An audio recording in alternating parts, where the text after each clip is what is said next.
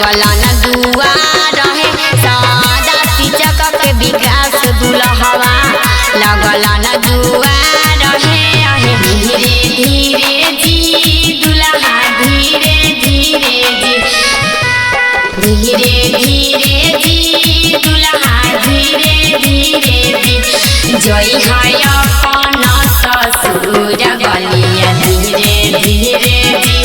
जय है अपन ससुर गलिया धीरे धीरे जी मोहम्मद गई बाबू के चंदावो से गोर गे माई मोहम्मद गई बाबू के चंदावो से गोर गे माई सूटवा ताला गई बाबू के सबसे बिजोर गे माई सूटवा ताला गई बाबू के सबसे बिजोर गे माई। पूजा रिकॉर्डिंग स्टूडियो जहानाबाद।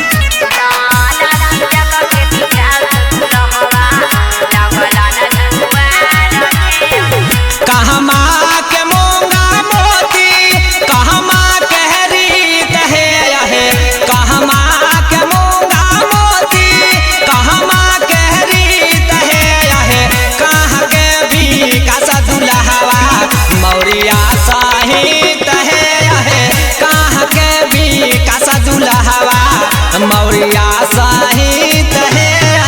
पटना के मूंगा मोती जा हहना के रीत है पटना के मूंगा मोती जा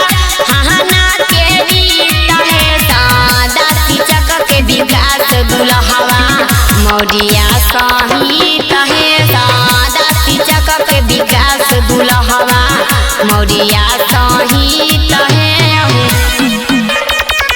पूजा रिकॉर्डिंग स्टूडियो जहानाबाद।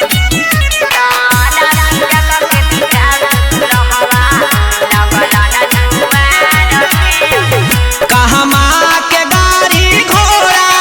के गावई गीत गे माई कहमा के गाड़ी घोड़ा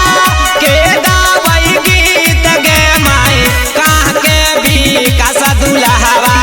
मौरिया सहित गे माई कह के भी कसा दुल्हवा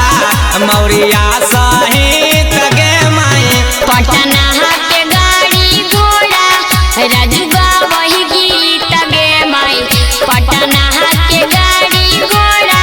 सुमन गा वही गीत गे सादा शिक्षक के विकास दुल्हवा मौरिया सहित है सादा शिक्षक के विकास दुल्हवा